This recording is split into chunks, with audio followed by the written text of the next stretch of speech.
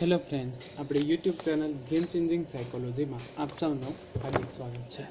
આજના વિડીયોમાં આપણે probation officer TET TAT PSI માટે મનોવિજ્ઞાનના જે અગત્યના પ્રશ્નો છે તો એની ચર્ચા કરીશું. એ ઉપરાંત જે વિદ્યાર્થીઓનું મનોવિજ્ઞાન છે એવા વિદ્યાર્થીઓ માટે યુજીસી નેટ અને જીસેટ માટે ઘણા અગત્યના જે પ્રશ્નો પૂછાય છે એની ચર્ચા કરીશું.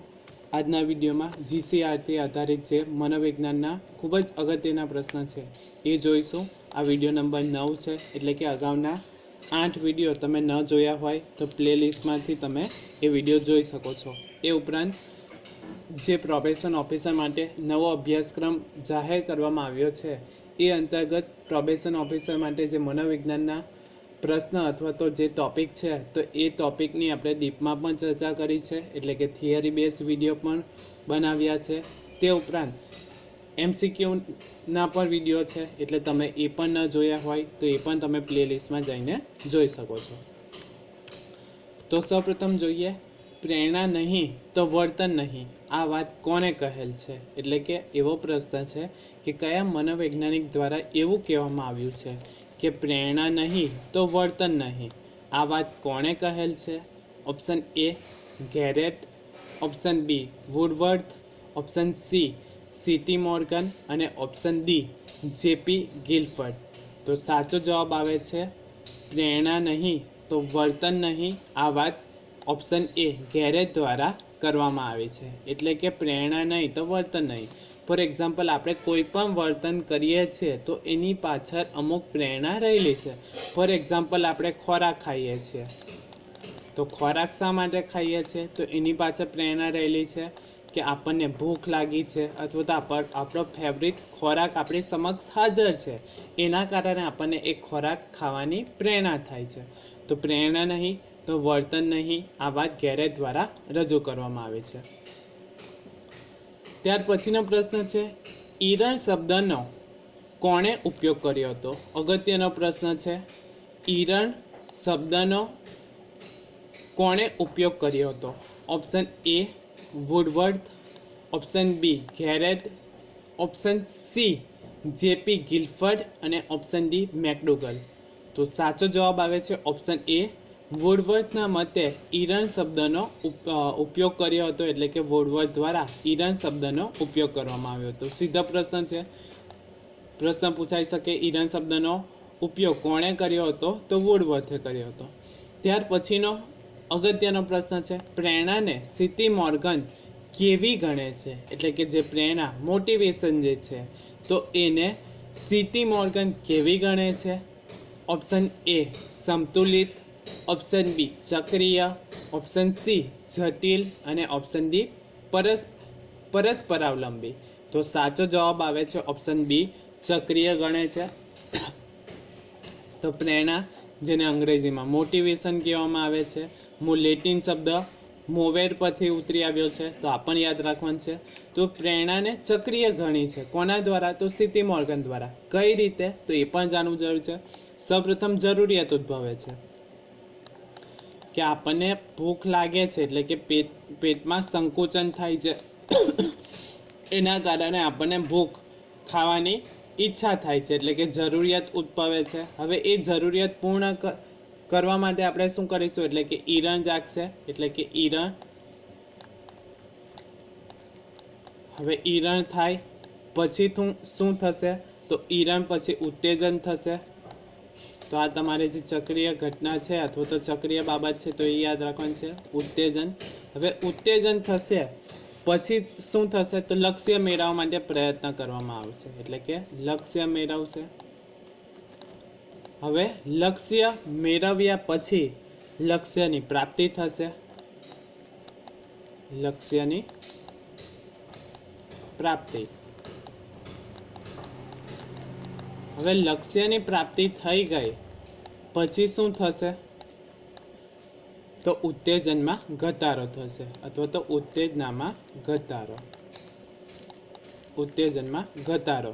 આ રીતે ચક્રીય ઘટના ચાલુ થાય છે, એટલે કે સતત ચાલુ રહે છે. કઈ રીતે? તો આપણે એને ઇઝી વેથી સમજીએ.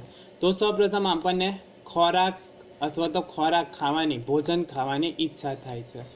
શા માટે થશે? તો આપણી જરૂરિયાત થઈ છે યા આપણા પેટમાં યા જઠરમાં સંકોચન થાય છે, એના કારણે હવે આપણને લાગે છે કે હવે ખોરાક ખાવો જરૂરી છે. હવે આપણે ખોરાક ખાશું તો શું થશે કે સંતોષ મળશે, એટલે કે થોડા સમય માટે આપણને સારું લાગશે. ખોરાક આપણે ખાશું એટલે કે સંતોષ મળશે. હવે થોડા સમય પછી શું થશે, ફરી ભૂખ લાગશે, ફરી આપણે ખોરાક ખાશું. તો એ સતત ચાલતી પ્રક્રિયા છે, એટલે કે ચક્રીય ઘટના છે અથવા તો ચક્રીય બાબત છે. તો પ્રેરણાને સીટી મોર્ગને કેવી ગણી છે, તો ચક્રીય. ટૂંકમાં આપણે ખોરાક તરસ હોય તો આપણને તરસ લાગે છે, તો થોડા સમય માટે આપણે પાણી પી લઈએ, પછી આપણને તરસમાંથી રાહત મળે છે. હવે થોડા સમય પછી ફરી તરસ લાગશે, ફરી પાણી પીશું, ફરી તરસ લાગશે. તો ટૂંકમાં ચક્રીય ઘટના છે. તો એ યાદ રાખવાનું છે. પ્રેરણાને સીટી મોર્ગને કેવી કહી છે, તો ચક્રીય ઘટના કહી છે અથવા તો ચક્રીય કહી છે. ત્યાર પછીનો પ્રશ્ન છે, કોના મતે સમૂહમાં રહેવાની વૃત્તિ સાહજિક હોય છે. તો આ પણ અગત્યનો પ્રશ્ન છે કે કોના મતે સમૂહમાં રહેવાની વૃત્તિ સાહજિક હોય છે. Option A McDougall, option B C T Morgan, option C Woodworth અને ઓપ્શન ડી સ્કિનર. તો સાચો જવાબ આવે છે ઓપ્શન એ મેકડુગલના મતે સમૂહમાં રહેવાની વૃત્તિ સાહજિક હોય છે. સાહજિક એટલે શું, જન્મજાત, કોઈ શીખવવામાં નથી આવતી. તો મનુષ્ય જે છે તો એનામાં આપણે સમૂહમાં રહીએ છીએ, તો એ સમાજમાં રહીએ છીએ, તો સમાજ એક સમૂહ તરીકે કાર્ય કરે છે. તો એ કહેવા માંગે છે કે કોના મતે સમૂહમાં રહેવાની વૃત્તિ સાહજિક હોય છે. મેકડુગલના મતે કહેવામાં આવ્યું છે, એટલે કે બાળક યા કોઈ પણ વ્યક્તિ હોય તો એ સમાજમાં રહે છે, તો સમાજમાં રહેવાથી એ સમૂહમાં રહેવાની એની વૃત્તિ જન્મજાત હોય છે, તો એને સાહજિક વૃત્તિ કહેવામાં આવે છે. ત્યાર પછીનો પ્રશ્ન છે, પ્રેરણાને ચક્રીય કોણે ગણે છે. ઓપ્શન એ લિપિડ, option B Lewin, option C Morgan અને ઓપ્શન ડી એમિલી કુઆ. તો સાચો જવાબ આવે છે ઓપ્શન એ લિપિડ કહે છે. પ્રેરણાને ચક્રીય કોણ ગણે છે, તો લિપિડ દ્વારા એને પ્રેરણાને ચક્રીય કોણ ગણે છે. તો સાચો જવાબ આવશે ઓપ્શન સી મોર્ગનના મતે પ્રેરણાને ચક્રીય ગણવામાં આવી છે. તો આ યાદ રાખવાનું છે, પ્રેરણાને ચક્રીય કોણ ગણે છે, તો મોર્ગન પ્રેરણાને ચક્રીય ગણે છે.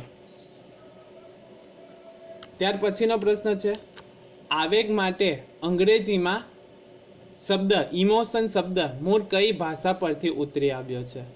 Option A Greek, option B Latin, option C અંગ્રેજી અને ઓપ્શન ડી રોમન. હવે અહીંયા તમે એલિમિનેશનની પદ્ધતિ દ્વારા અંગ્રેજી શબ્દ જે છે તો એ કાઢી શકો છો, રોમને કાઢી શકો. હવે બે પ્રશ્નમાં યા બે ઓપ્શનમાં કન્ફ્યુઝન થાય, ગ્રીક અને લેટિન.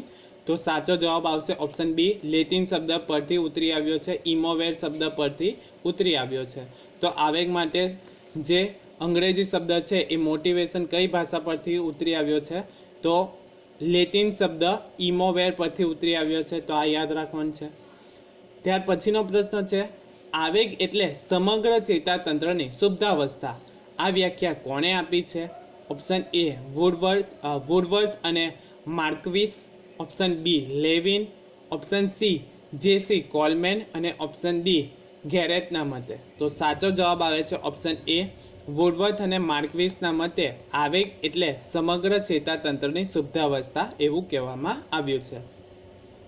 હવે આવેગ, તો આવેગના પ્રકાર પોઝિટિવ ઇમોશન અને નેગેટિવ. તો આ યાદ રાખવાનું છે, હકારાત્મક આવેગ અને નકારાત્મક આવેગ. હવે હકારાત્મક આવેગમાં કોનો કોનો સમાવેશ થશે, તો સુખ છે, પ્રેમ છે, આનંદ છે. તો આ બધા હકારાત્મક અથવા તો પોઝિટિવ ઇમોશન કહેવામાં આવે છે. હવે નેગેટિવ અથવા તો નકારાત્મક આવેગ કયા છે, તો ક્રોધ, ઈર્ષા કરવી, ત્યારબાદ છે ભય છે. તો આ બધા જે છે તો એ નેગેટિવ ઇમોશન તરીકે ઓળખવામાં આવે છે. ત્યાર પછીનો પ્રશ્ન છે, આવેગનો દ્વિઘટક સિદ્ધાંત કોણે આપ્યો છે. Option A William James, option B વિએટર અને સિંગર, ઓપ્શન સી કેનન અને બાર્ડ અને ઓપ્શન ડી જેમ્સ લેક. તો સાચો જવાબ આવે છે ઓપ્શન બી જે છે સિંગરના મતે જે આવેગનો દ્વિઘટક સિદ્ધાંત આપવામાં આવ્યો છે. તો આવેગનો અનુભવ વ્યક્તિની વર્તમાન ઉત્તેજના વિશેની તેની સમજથી વિકસે છે. ફોર એક્ઝામ્પલ નાનું બાળક જે હોય છે તો એને કોઈ પણ વસ્તુ જે છે તો એની બીક નથી લાગતી. તો આવેગનો દ્વિઘાતક સિદ્ધાંત જે છે તેમાં હેબિયેટર અને સિંગર દ્વારા એ સિદ્ધાંત આપવામાં આવ્યો છે, એટલે કે આવેગનો અનુભવ વ્યક્તિની વર્તમાન ઉત્તેજના વિશેની તેની સમજ વિકસે છે. ત્યારબાદ આપણને આવેગની અનુભૂતિ થાય છે. ફોર એક્ઝામ્પલ નાના બાળક જ્યારે નાનું હોય ત્યારે એને કોઈ પણ પ્રકારનો ડર નથી લાગતો. ફોર એક્ઝામ્પલ દીવો શરૂ હોય તો દીવાને એ પકડવા જશે યા કોઈ ગરમ વસ્તુને પકડી લેશે. હવે જ્યારે નાનું બાળક હોય ત્યારે એને ખબર ના હોય કે આ વસ્તુ પકડવી કે નહીં પકડવી, પરંતુ ક્યારે એને અનુભવ થશે તો એને જ્યારે સમજની વિકાસ થશે ત્યારે એને આવેગની અનુભૂતિ થશે યા એની સમજ વિકાસના કારણે એને ભય લાગે છે. ત્યારબાદ છે પ્લુટચિકના મતે મૂળભૂત આવેગો કેટલા છે? Option A 8, option B 10, option C 6 અને ઓપ્શન ડી 3. તો સાચો જવાબ આવે છે ઓપ્શન એ એટલે કે 8. પ્લુટચિકના મતે મૂળભૂત આવેગો 8 છે, જેને જોડીમાં રજૂ કરવામાં આવ્યા છે, એટલે કે 4 જોડી છે. તો એ પણ યાદ રાખવાનું છે. આનંદ અને વિષાદ. ફર્સ્ટ છે આનંદ અને વિષાદ, બીજું છે ભય અને ક્રોધ, ત્રીજું આશ્ચર્ય અને અપેક્ષા અને ચોથું છે સ્વીકાર અને ઘૃણા. તો આ યાદ રાખવાનું છે. પ્લુટચિકના મતે મૂળભૂત આવેગો કેટલા છે? 8 છે. એને જોડીમાં રજૂ કરવામાં આવી છે, એટલે કે કુલ 4 જોડી. કઈ? તો આનંદ અને વિષાદ, ભય અને ક્રોધ, આશ્ચર્ય અને અપેક્ષા અને ચોથું છે સ્વીકાર અને ઘૃણા. ત્યાર પછીનો પ્રશ્ન છે આવેગિક આંકની સમજૂતી કોણે આપી છે? Option A Daniel Goleman, option B Plutchik, option C C T Morgan અને ઓપ્શન ડી જેપી ગિલફર્ડ. તો સાચો જવાબ આવે છે ઓપ્શન બી. પ્લુટચિકના મતે આવેગિક આંકની સમજૂતી આપવામાં આવી છે. તો આ યાદ રાખવાનું છે, સીધો પ્રશ્ન પૂછાઈ શકે છે. આશા રાખું છું કે તમને આ વિડીયોમાં સમજ પડી ગયા છે, અને જો તમને આ વિડીયો પસંદ પડ્યો હોય તો વધુમાં વધુ લાઈક કરો, શેર કરો અને અમારી ચેનલને સબસ્ક્રાઈબ કરી શકો છો. Thank you.